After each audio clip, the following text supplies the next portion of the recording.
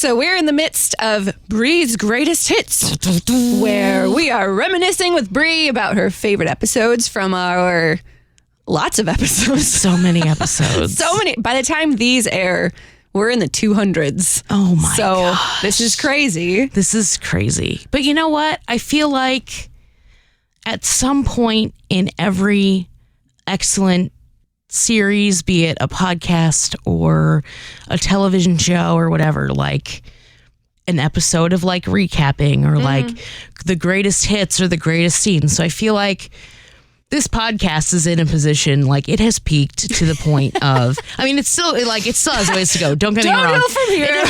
No, it hasn't peaked, but like y'all have reached a point where like we have the creative license to, and the accolades to do this. So I'm glad I have the opportunity.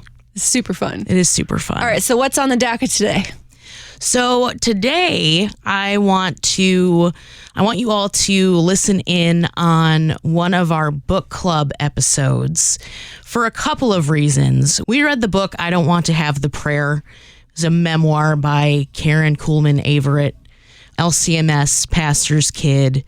And her memoir it was really touching and hilarious and just a great read. If you didn't read along with us back when we had recorded that episode, I highly recommend. It's a great read and super fun. But also, this was one of the book clubs where we were able to actually bring the writer on for a little bit of discussion prior to talking about the questions and discussing the book. And so, as hilarious of a writer as Karen is, she's also just she was a hilarious guest to have on the show. Yeah. She was probably one of my favorite guests, and we had in the last 4 years, some really excellent people on the show. And I think this book is and the episode really was a good reality check, I think. We had recorded this when my husband was in his second year at the seminary. Wow. And right now, at the time of this recording, like he graduates with his MDiv today. And so it was wild to like think back to 2 years ago, but also like it's still very relevant that the ministry, being in the parish is going to be a life-changing thing for me, and I don't know that that's ever gonna change despite where Matt is at in his career. So it's a good story about being genuine and being authentic in an environment that maybe doesn't always welcome that or boundaries or whatever. So it's a really good read. I hope you enjoy this episode. Here we go.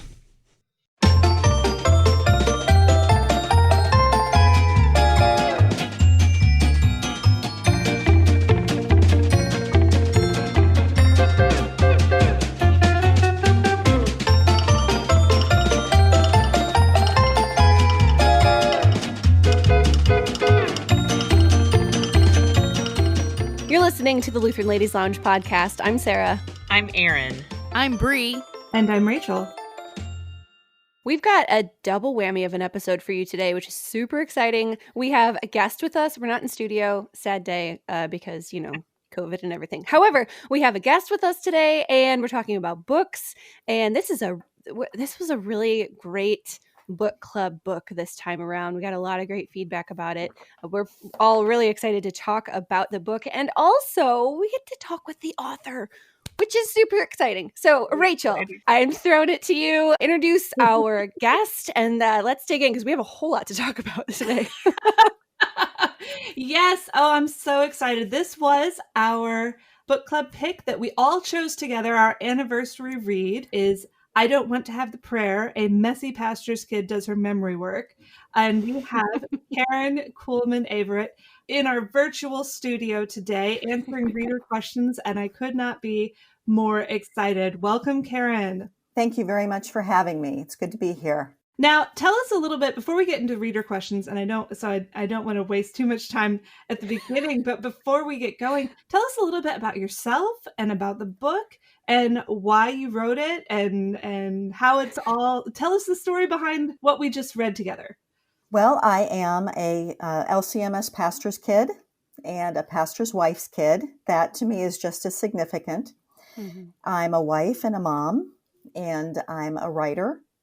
And I wanted to write this book because I wanted to tell an honest and candid story of my upbringing and mainly give a sense of who my mother was. I think she was misunderstood a lot because of her own perceived notions of not being good enough as a pastor's wife, self-perceived notions. And I wanted to set the record straight. So I started writing this book, taking notes after my mom died. And it all came to fruition over the past 18 years. So it, while I was doing Lutheran school fundraising, the book was set on the back burner. But finally, my son went to public high school, and I had some time to write. That sounds like a wonderful thing to do with your spare time, and I'm so glad you did. We've all been, I'll be honest, quite raving about the book, and I think everyone who attended the book club discussion online last week really got a lot out of it. I just have to say, Karen, that you forgot one thing in the list of things that you are, and that is hilarious. Oh my goodness. Can I be your friend, like in real life? Absolutely. Yes.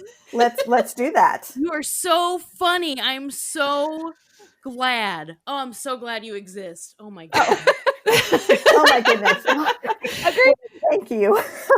You know, that's how many times I squealed when I was reading.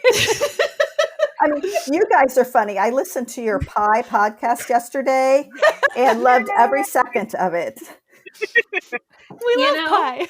If you don't have a sense of humor, you're just not going to make it in this life. That's what I think we all feel. Yeah. That is the truth. Like, why are you cackling? And I'm like, you just need to read the book, dude. Like, it's funny. Yeah, I'll be giving it to my husband or my teenage daughter. I'm not sure which first.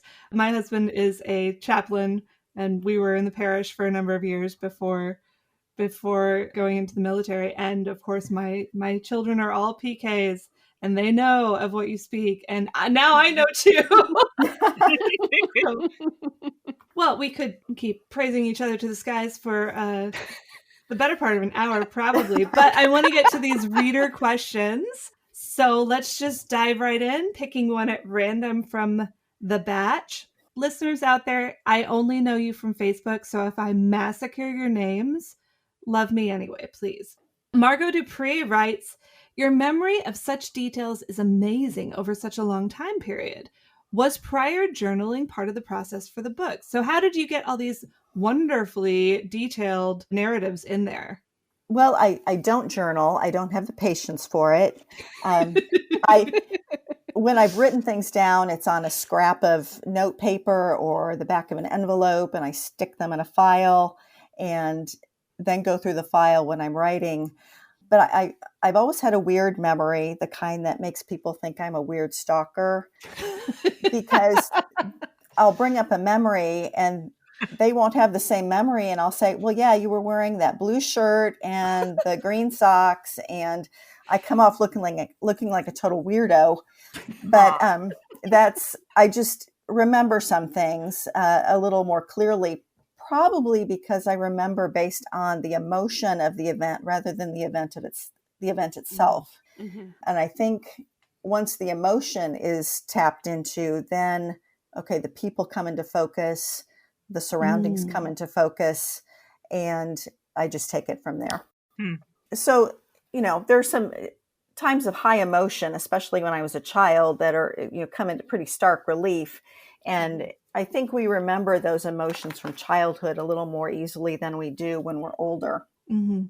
It sounds like you have a real gift for being able to sort of meditate on your memories, where you can just pick one and sort of spend some time with it and really focus, bring it back into focus, which is a really neat practice, one that I think can be a real blessing and apparently very good for you if you're an author of memoirs.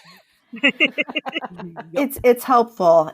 I found myself wishing so much, though, that I had asked my parents more questions while they were alive. And I can't stress enough to people, your parents will be gone someday and your access to those memories will be gone. So ask while you have the chance. Yes. It's important. Absolutely. Oh, I have kicked myself so many times for not having been more assertive in asking my grandparents questions. Yep. Same. All right. Monica Kelp writes, if you got to sit down with first-year seminary students or men who are contemplating going into seminary and their families, what is some advice that you would give them about the life of a family in ministry? And I think, Bri, probably you would appreciate this question answered too, since you and your husband are currently at the seminary. I am all ears right now. Yeah. I'm careful not to give advice because I'm not an expert at much, but I would say, be hopeful, but go into it with low expectations. There you go, Bri. Yes. For the congregation, I knew one pastor's wife, and she and her husband had just embarked on ministry, and she was very disappointed because she thought she would be the epicenter of all the women's activities in the church. Ooh. And she wasn't. And it was a huge letdown for her. So I would say, expect that people aren't going to treat you like the queen of every room you walk into.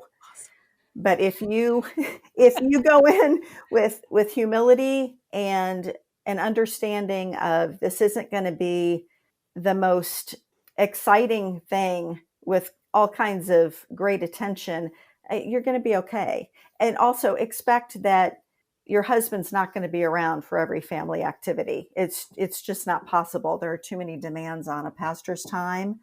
And go easy on your kids. That's a huge thing. That one's for you, Rachel. I wish you'd been around in my life like 15 years ago, because there's some things I'd do over again. Well, hey, my kid's not a pastor's kid, and I have made some big mistakes. So I'm my mother's daughter. Oh. Your mother did a great job, if you are any indication of that. Well, agreed. I guess that's hope for all of us.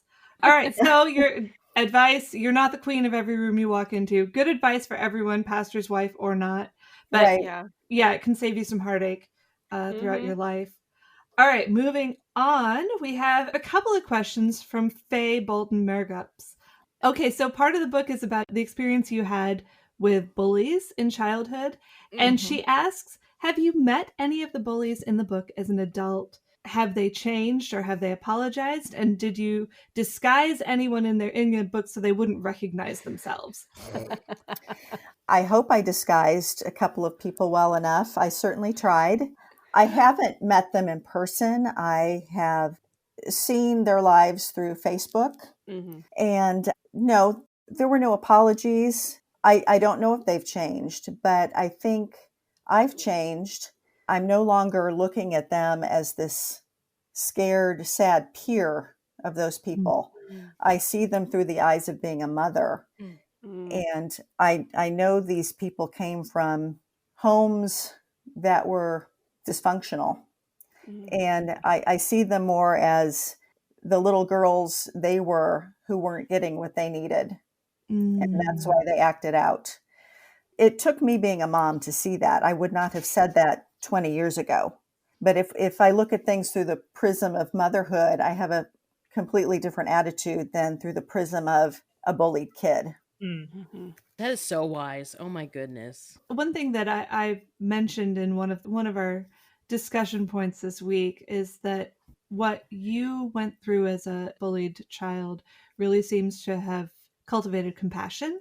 And what you're saying about the mother love, the pity that you feel for these young people who maybe didn't have all the love and care and attention that you did, that really sort of backs up that idea that just as the Bible tells us, suffering produces compassion. Yep. Right. We all have our struggles. Yes. Yep. Faye also asks, and Madeline Rose Craig seconds this question. So we've got two readers and a whole lot of hearts and thumbs up on this one. People want to know, what is one thing we can do to better support our pastors' families? Yes. Prayer, definitely. And, I am guilty of always speaking about prayer as though it's the weakest last resort in our arsenal as Christians, when it's really the most powerful. But I speak to people, well, all I can do is pray, or I can't do anything for you, but I'll pray. Prayer is huge, and pastors' families face the same spiritual needs as all the parishioners within a congregation. So prayer is huge. Practically speaking, respect a pastor's downtime, vacations, Sunday afternoons. If other pastors are like my dad, they just want to sit down and watch football. They are. Other pastors are like your dad. Yes. Like my dad, who wants to sit down and watch football by having a nap while vacation. Yep. And curating memes. He's hilarious. Hilarious. That's excellent. It's always good to reaffirm that pastors are guys too. They like sports. They like having a beer. They're people. Mm-hmm. Yep. 4 definite realsies. This goes into our next question. Elizabeth Tissoni asks, if you had to pick one thing, what would you say is the biggest blessing of being a PK? And I love this question because it's so positive. I cannot express enough how important my church families have been to me. And the first 2 in Iowa, I was too young to really remember. Liberty, Missouri, fond memories, but I didn't develop any real relationships. I was 6 years old. Flint, Michigan, I'm in contact with some people via Facebook, mostly friends of my brother at the time. And now Holy Trinity, Grandview, Missouri, and I live very close. I'm in fairly constant contact with the people there, participate in the life of the church, even though I'm not a member there. They really have been my family. They've shared the grief when my parents died. I share grief with them when book club members die. We celebrate together. We do, everyday stuff like have coffee together. They are my extended family, and it's a huge blessing. And I'm so grateful for them and to them. It sounds like then, to answer partly circle back and answer your the previous question, that being a family to your pastor's kids, being a church family, and embracing that mindset of familyness is a great gift. Absolutely. And, people within a congregation get on each other's nerves. What? No. Often several times, even within the church service. But, even like our actual families, often we love people not because of who they are, but in spite of who they are. Mm-hmm. And isn't that what Christ does with us? So, the irritating stuff's going to happen. So-and-so is so bossy when we set up for a potluck, and, this person does this that I can't stand. And we shouldn't be gossiping. And that's something that's particularly difficult for a pastor's family to be the subject of. But families operate with a little bit of tension. And to expect that doesn't happen within a church is unrealistic, because there's so much good stuff too. The love, the joy, the care, that cannot be underestimated. Yeah, the thing about family is that even if there is tension, even if you don't get along, you're going to wake up the next day and still be family. Yep, absolutely. And that's who we are in Christ as well. So, Yep, changes the quality of our relationships. Absolutely. Okay, we have time for, I think, one more question. And I've been saving this one for last because I really want to hear your answer. Okay. This one comes from Steph Schulte, who, backstory, was a missionary and then a pastor's wife and now a missionary again. Wow. And she was on our podcast a few weeks ago and is a very fun person to be around. She asks, and I can see her asking this almost with a little wink in her eye. What would you say if your husband decided he was called to the ministry? How would you brother. feel about being a pastor's wife? Jim! Pastor Jim! Oh boy. First of all, I would tell him that he misheard God. Ask again later. Yeah. That always goes down so well. Oh my goodness. The right answer would be that, I'd say, okay, here I am, Lord, send me. But no, I would, fortunately, I believe that's never going to happen. My husband is a talented man, but he does not have the temperament to be a pastor, and I certainly don't have the temperament to be a pastor's wife.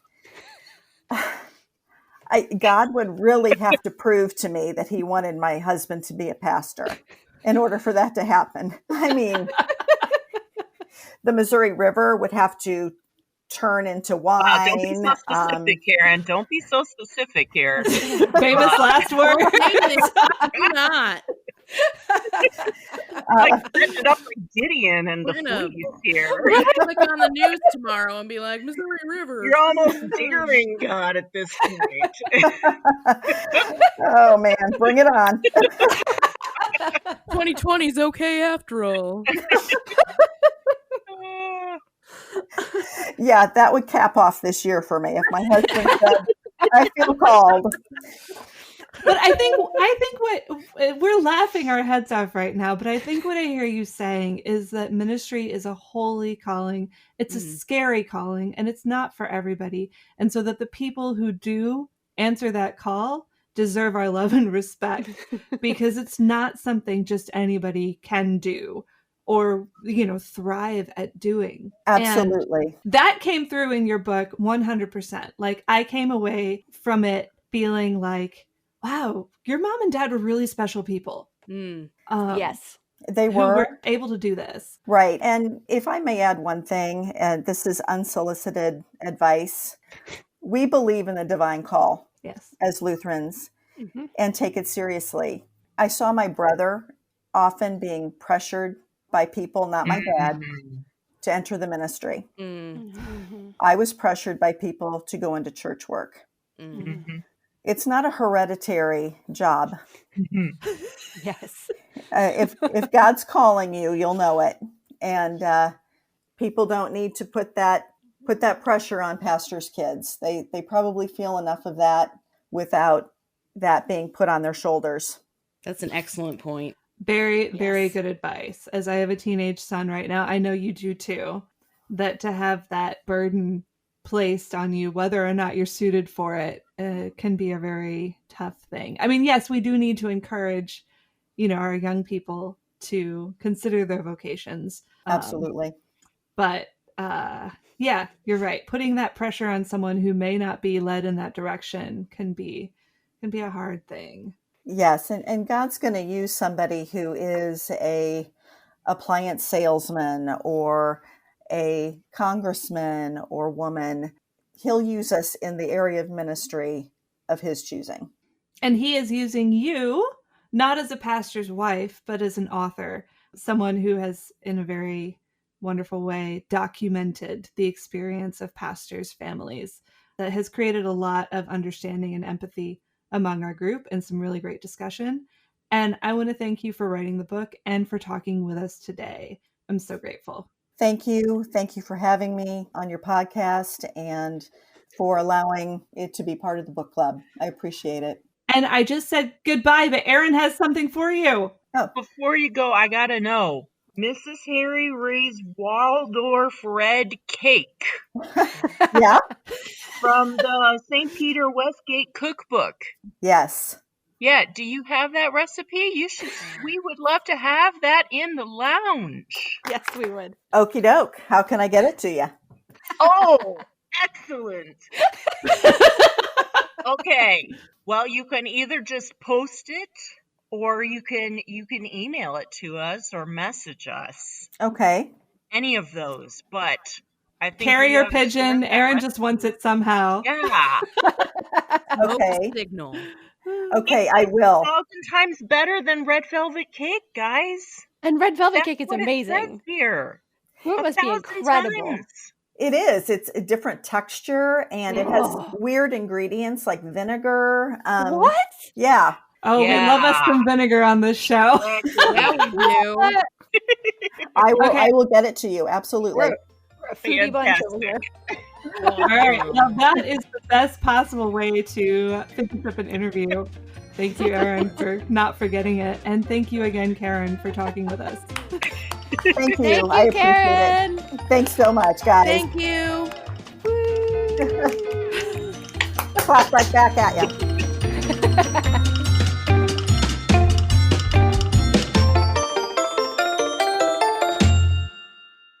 We just had a wonderful discussion with the author of our latest book club book, Karen Kuhlmann Averitt, who wrote I Don't Want to Have the Prayer. And it was a fantastic book.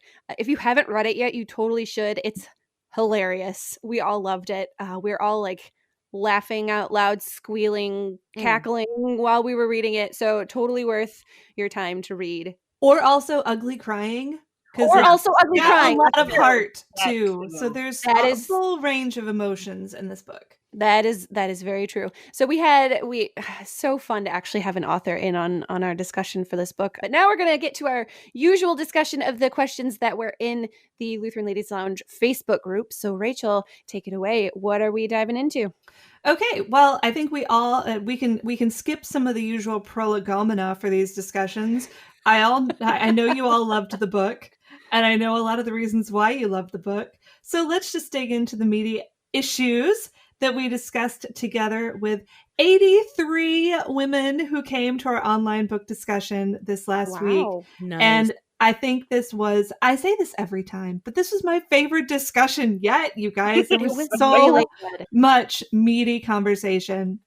But as we usually do, what I would love is for each of you to choose one question from our discussion that you would like to dig into a little bit on air here before we close the book on this particular book club read. So who wants to go first? I will go first. All right. Go I for it. volunteer as tribute. So the question that I picked is question number 4, and that is particularly because of my own personal context. Coming up here, my husband is in his 2nd year at the seminary. We're gearing up for vicarage. We have our interview coming up here next week. At the time of recording, not playing this back. But anyway, question number 4. One thing that makes life challenging for pastors' families is that pastor is never just a job. It's a whole life calling and identity. Many working fathers can leave their jobs at the office, not pastors. Pastor isn't just what they do 9 to 5. It's who they are 24/7. What expectations about the ideal, quote unquote, pastor or pastor's family do we carry with us? How do these either enhance or interfere with our ability to love and appreciate these fellow laborers for Christ? And thinking more positively, what qualities do you cherish in your own real life pastor and his family? How do you honor and support him as a minister of the gospel? So this was the only question that I answered in the group, coming at this from a seminarian wife, eventually going to be a pastor's wife. And I'm going to be completely honest with everybody. Like, there were a couple of sections in this book where I'm like, okay, am I ready for this? Am I ready for someone to roll up at my door in the middle of the day or at the end of the day during dinner and they need something? Or, do they feel unable to do something that they really don't need our help with? I feel like my husband and I have a very good idea of what boundaries are and how important they are in the lives of pastors and families and in any relationship, really. So my fear going into this, one of my fears, I guess I should say, is like having that boundary overstepped all the time. And Erin and Rachel, you can speak to this as as a both a pastor's kid and pastor's wife in Rachel's case. But I know these people are coming from a good place. They're coming to us because they know that, they respect the pastor and they expect that this pastor will help fix whatever issue they're coming with.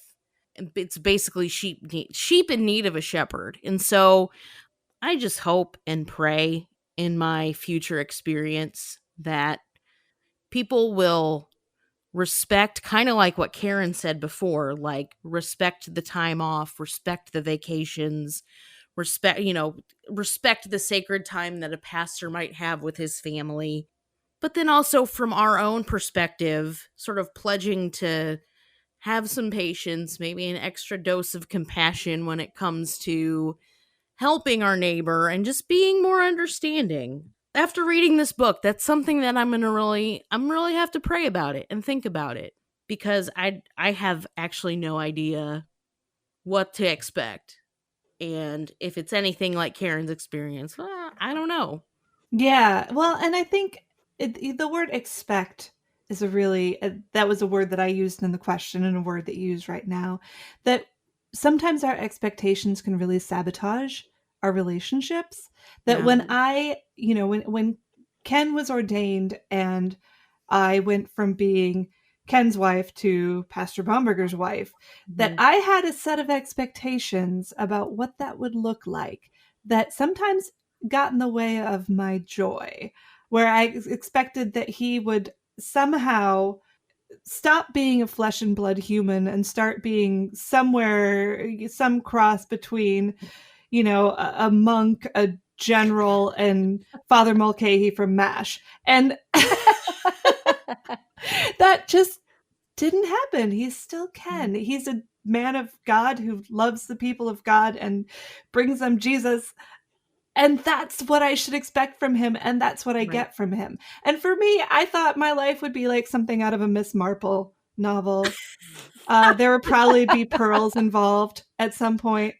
And those expectations, too, are, have not necessarily played out that way, but it's been good. I'm glad that God had something completely different in mind. And he has something wonderful in mind for you and Matt, Bri. Thank you. And there were parts in the book where I felt like Mrs. Kuhlmann, Karen's mom, there was almost a begrudgingness maybe, and I could be misinterpreting that, or like a resentment for certain things, choices that her husband would have to make. And I just I don't know, that I felt that on a deeply spiritual level, but I also hope to not be ever in that position. Oh, it's almost inevitable. If you are a pastor's wife or a pastor's kid, you will be jealous of the congregation. Dang it. You will look at what they need from him and what they deserve from him, and you will say, but, I want more. I think that's something that you get from the book, is that even if everyone's doing everything right, and Pastor and Mrs. Kuhlmann did a lot of things right, that there's still that longing, like, I wish I didn't have to share you. And yet I'm so glad that you're willing to share yourself with the church in this way. And I mean, that's the blessing. That's the blessing of it. So. But of course, pastor isn't, I deal with that now with the military. Any military spouse out there knows that your spouse is not your own, that they have someone else in their life that has demands that they can put on you. And get in the way of your perfect, happy little home together. So, but I respected sort of the candid honesty with which Karen explains her life growing up as a pastor's kid. I thought that was tremendously awesome for her to describe it in that way. Yeah, so refreshing. This should be required reading for all SEM families. I'm telling you. Let's see. Well, who else has a question they'd like to talk about? I have number 5, and I'm going to condense this because it's really long. Sorry. It's a good one. It's just really long. It's me. So this has to do with family, culture, historical heritage, thinking about those things while we're reading the book. And I definitely was thinking about my German Lutheran historical family heritage through all of this. And then the part when Karen reveals her German Lutheran great-grandmother's 2 secret crushes, Walter A. Meyer and Adolf Hitler. I think I laughed out loud at that one. Yeah.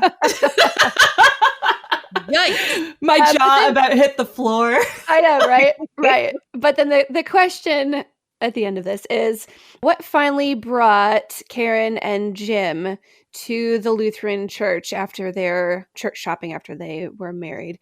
How did their journey together help Karen understand why deep down she truly was and will always be a Lutheran Christian? And then what about you, like the rest of us? What keeps you coming week after week to the Lutheran church? The lemon bars and church basement coffee, I think that's an obvious yes, but there's more than that. The fact that nobody after has to sit in the front 3 pews, and really we're all okay with that, or is it something more? And this one resonated a lot with me, even though I've been in the Lutheran church since I was a child, and my family has been Lutheran for generations. But there is a point in time when we become adults and we're making our own decisions, and you have we didn't have to stay in the Lutheran church. There's this choice and this process that you go through as an adult of, wait, why am I actually here? Especially if you are a cradle Lutheran and it's all you've ever known. Sometimes there's this point of like, well, maybe something else is better. I don't know. But what came back around to her and what brought them finally to the Lutheran church is that the pure doctrine of Christ crucified. And that was something that she was missing in all of these other churches. And that I think Jim finally understood was missing from all of these other churches. Because you can go to other denominations and they can be fun and the people can be great, but week after week, if you're not getting the gospel, the balm for your soul, and the Lord's Supper and the sacraments, you're gonna start missing that, because that's what we go to church to receive the gifts, and if you aren't receiving those gifts, it's gonna start to feel very empty. Yeah. Agreed. Yeah. I mean, when you have a shared culture, as what tribal churches, I think is the term that's often used for that, often do, it can be a very comfortable, very homey experience to go to church. But I think it's important, and this is what I loved about the way Karen described her journey, to realize that it's not the cultural trappings that ultimately satisfy, that ultimately keep you coming back. Yeah, it is that we go to church, any church, not because the food is familiar, the hymns are familiar, though we do love those things. We go Yes, we do. because we need Jesus. And I think Yeah. that's one thing that, being a Lutheran is so wonderful about. For me, that journey came about because I discovered that I was a sinner. Mhm. It happened in college. I think that happens to a lot of people in college. Yep. That you find out in new and rather unmistakable ways that you are a sinner, and that you've got to have a theology that will help you deal with that. You're not a Yep. recovering sinner, you're a sinner. You are Right. also a saint.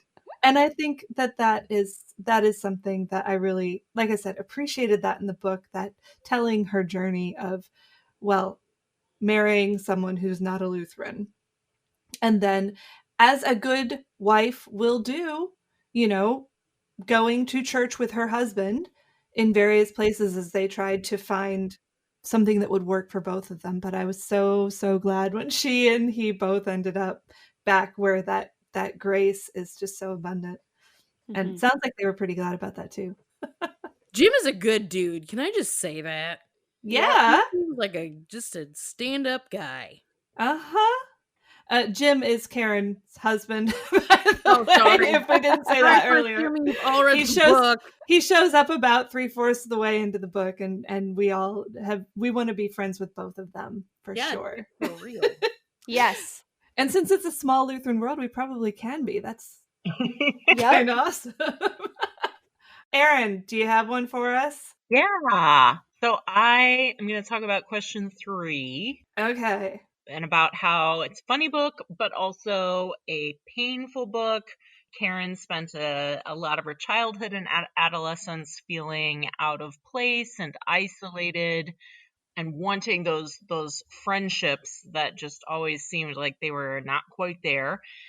So then the question is, how did God use the hard, lonely seasons in Karen's life to mold her into the faithful, compassionate woman that she is today? And then also, how has he used the hard, lonely seasons in your own life to shape you? So I really resonated with this question. I moved around quite a lot. So I am a pastor's kid. My dad is a second career pastor, and so his seminary time was right in middle school and high school for me. And so I was in 5 different schools in 6 years. Yikes. Wow. I think that's right, because I was in, 5th grade before he went to seminary, so I'd been in elementary school before that. So that'd be the first one. And then 6th and 7th grade was his first 2 years of school. And then vicarage was 8th grade. And then we came back for his 4th year, and that was my freshman year of high school. And then his first call was then 10th grade. And so it was just a constant cycling of that. And so there were, like, she had one quote in there about how she was like, I did not want to have to go through all the effort of making new friends again. And that one right there, I was just like, yes, I know what that feels like. And to an extent, I still do. Part of it, I think like there's an element of like lingering, like when you do that so much, yeah, you get sort of good at it, but it never really goes away, that like, ugh, of having to start over again. But there was also a quote she had in there that I really loved, and I highlighted it in the book. It's although I would have been loath to admit it at the time, meeting people and navigating alien places gave me a backbone. I didn't like how my spine came to grow so sturdy, but I appreciated its strength. And that is something that even honestly during that time, I did not have any real concept of that. Like, that wasn't something I was aware of, even though it was happening. But by the end of high school, I had had time to sort of process that and see, and be able to look back and start to see that those experiences really did shape me in, for better and worse, into the person, and continue to do that. And so that experience at that time has continued to be one that has impacted me. And there are definitely aspects of my, my personality that I know I can trace back right to, that was 8th grade right there. That got formed right there in 8th grade, Young America, Minnesota. So yeah, that was something that I really noticed. And at this point, like, I've sort of come to terms with more of the, I don't know, the downsides, the worse, or the better or worse, the worst sort of things, and have started to be more aware of it, and trying to, sort of let go of some of those things that I sort of cling to without even realizing it, how you do. But I've also tried to sort of embrace that and be like, yeah, the sturdy spine, even though you don't like building up that bone density from all those weight bearing exercises, they do pay off. And so I can look back on it without, without bitterness. And I know that a lot of, in this case, Karen talks beautifully about the positives and the challenges and negatives of being a pastor's kid and growing up with that. A lot of people do carry baggage and look back on it with more unhappiness. But even though I look back and it was hard, I don't look back with bitterness about it. And honestly, that would be a grace of God sort of thing, because it surely could have gone that way. I just want to say this, okay? So if you grow up in Lutheran schools, like you sort of grow up believing, oh, this is a PK, this is a pastor's kid, no wonder he's so weird. As an adult, knowing pastors' kids, like, I'm sorry if there's resentment or there's bitterness or, a grudge. I don't blame anybody for that if it exists. But, like, in your case, Erin, I'm glad that that's what you've had to endure, because who you are now, like, I just love who you are now. And I'm so thankful that you've come through that any sort of tribulation that you had, any sort of baggage that you might have. Who you are is just fantastic. And I have to believe that a lot of that has come from your experience as a pastor's kid. Agreed. Yep. Getting all teary-eyed here. Don't cry. Okay? You're not a crier. Oh, thanks.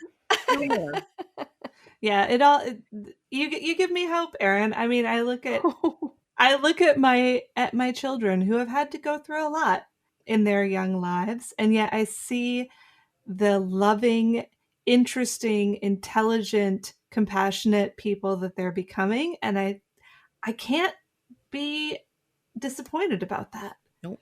Because God is using all of these crazy experiences to turn them into people that just blow me away with their awesomeness. And if that continues until, they're all grown up just like you, that will be a win.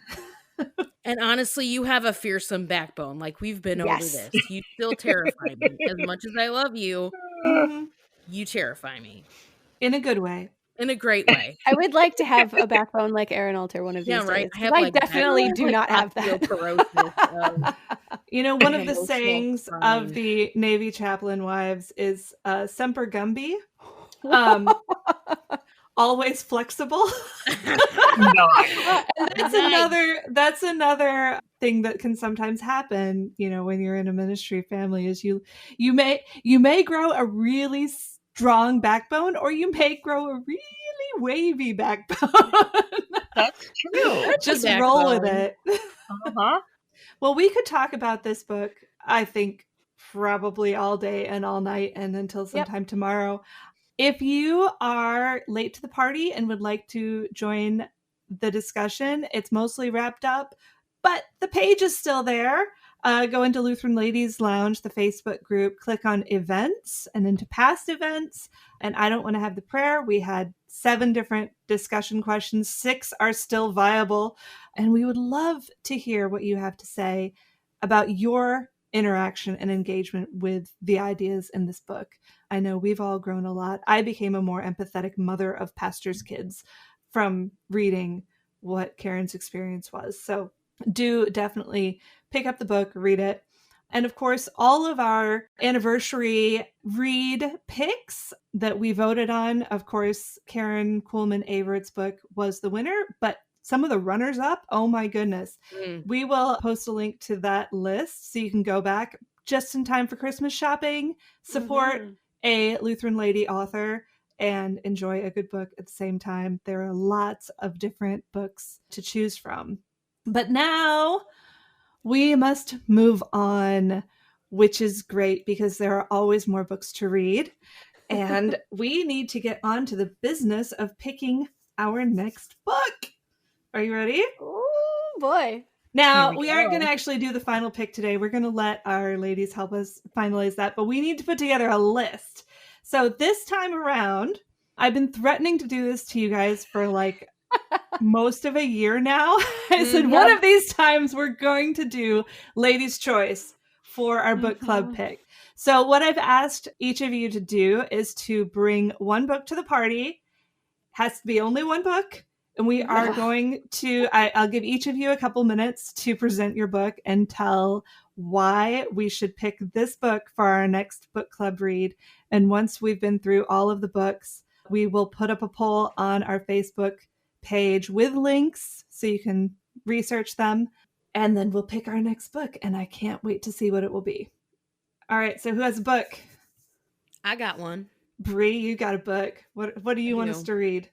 This is a book of mystery, potential murder, and cultural intrigue.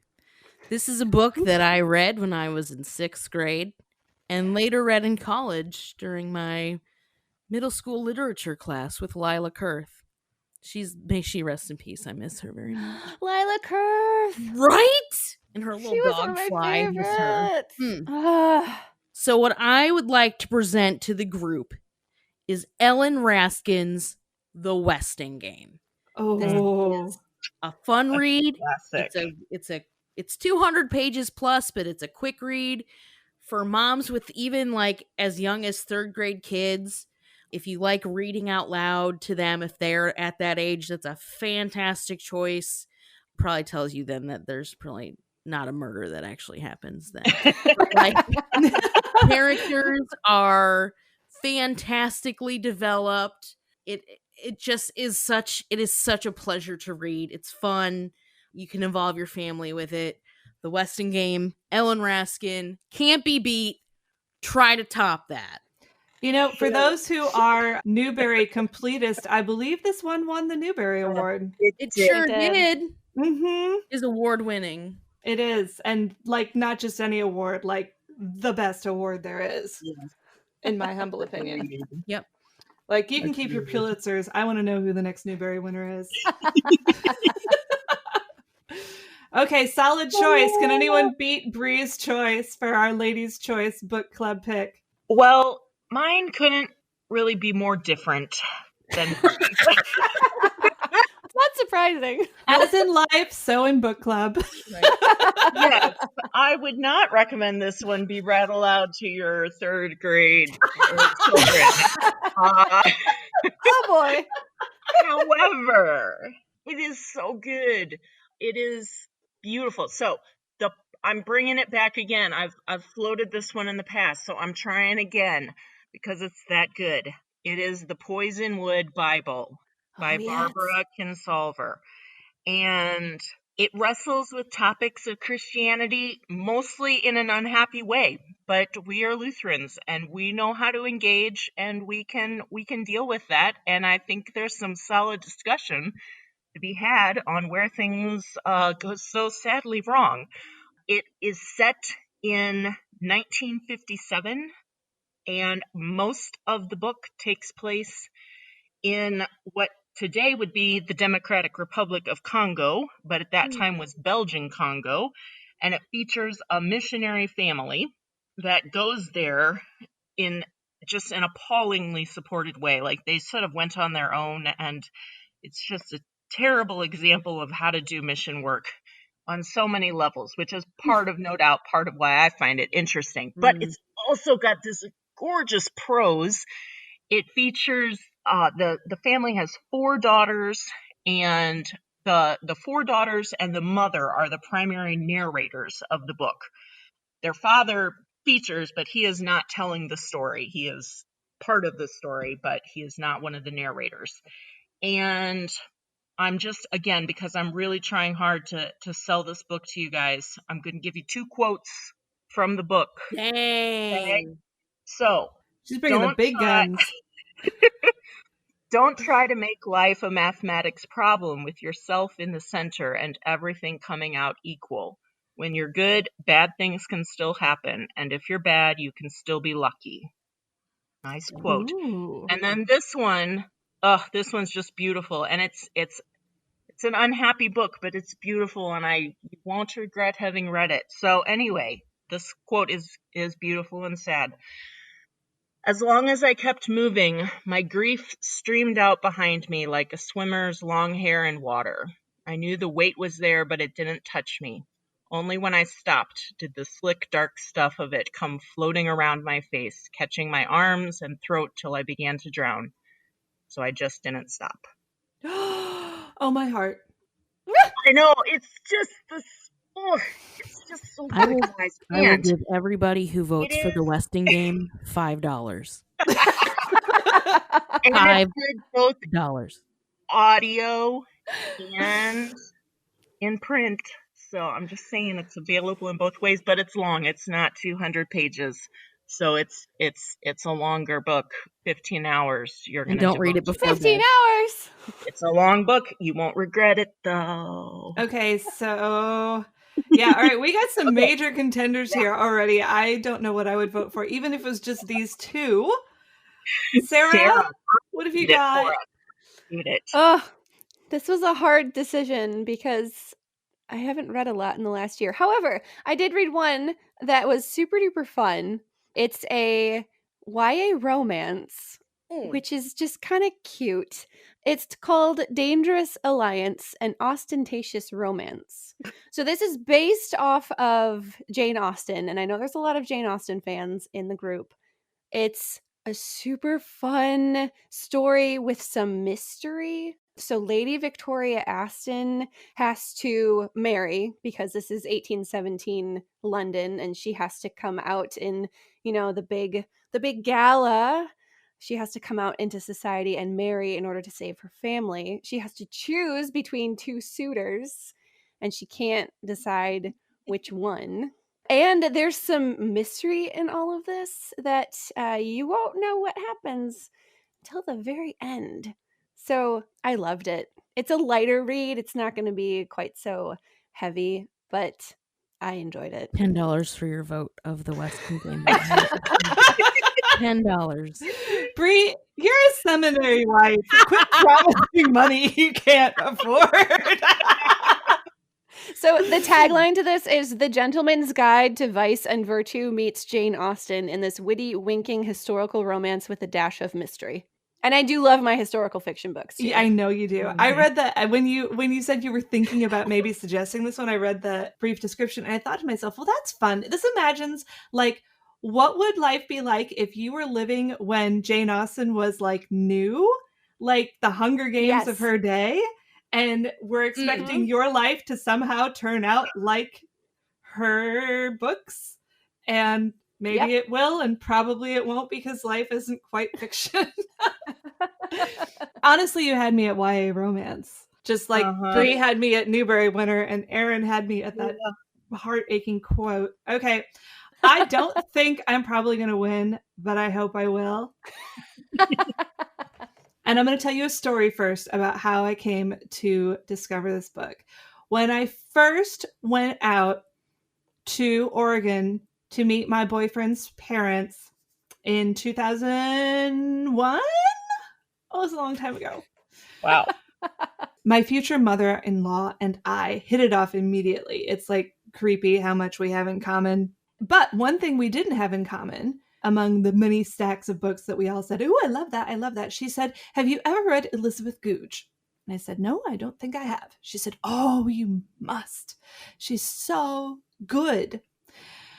And of course, years went by and I had still never read Elizabeth Goudge until last summer. I went out to visit my in-laws, and some of you know this, some of you don't. My mother-in-law, who's one of my best friends in the world, has advanced Alzheimer's, and so is no longer able to enjoy any of her books, and that breaks my heart. But while I was in her house, I started perusing her bookshelves because I was like, this is a way I can have an old-timey visit with my mother-in-law and experience her things. Yeah. So I found on the shelf an Elizabeth Goudge classic, The Bird in the Tree. And I said, I got to make this right. And I got into it, and it started a little bit slow. I mean, the book was written in 1940 or something like this. Started a little bit slow. But then when I got into it, it was just this wonderful, wonderful story about a grandmother raising her grandchildren of a broken marriage in a house that she has created to be a retreat for her whole family. And her favorite grandson, the one who's going to inherit it all and carry on her legacy, comes home and announces he's fallen in love with the worst possible woman. A romance that is going to completely tear her entire family apart. And she has to, as the matriarch of the family, deal with this and figure out how much of her own life she's willing to expose in order to help the young people around her make wise choices. And it's such a beautiful, beautiful novel and exploration of human life and love and families that I would love an excuse to go back into it and feel like I can really honor my mother-in-law. And I would love to, if even if I lose terribly, because this is not a YA romance. This is not a Newbery winner. It hasn't been a bestseller in like 70 years, but it's a beautiful not book even vote for recommended to me Western Game by a at this point. beautiful person who's not wrong about books, just as me. So there we go. All right. Bri's offer is up to $25. Do I hear 30? So this is such a great slate of books. I hope that all of you listening will read all 4 of the books, not just the one we picked for our book club, but we can only read one together this time. Keep these books on the back burner. We may pull them out again sometime. I don't think this is the first time the Poisonwood Bible has shown up on the show. Is it, Erin? No, it's not. It'll come back around again, or we'll read it this time. And That's no reason not to vote for it. Right. So, dear listeners, dear readers, dear Lutheran Lady Book Club divas, we now lay this matter before you. We'll try to get a poll up here very shortly in our Facebook group, and we want to hear from all of you. What are we reading next? I cannot wait to find out. All right, so we have 4 books to pick from for our next read. They're all fantastic choices. Of course, you should vote for mine. It's going to be wonderful no matter what we end up reading. You can find that poll and find our latest discussion from our last book club in the Lutheran Ladies Lounge group on Facebook. You can find all of our podcasts, including our previous book club book wrap-ups, at kfuo.org/Lutheran Ladies Lounge or on your favorite podcasting app. You're listening to the Lutheran Ladies Lounge podcast. I'm Sarah. I'm Erin. I'm Pastor Kuhlmann's secret stash of pickles. And I really hope y'all will vote for my book. Last words are important. It's great.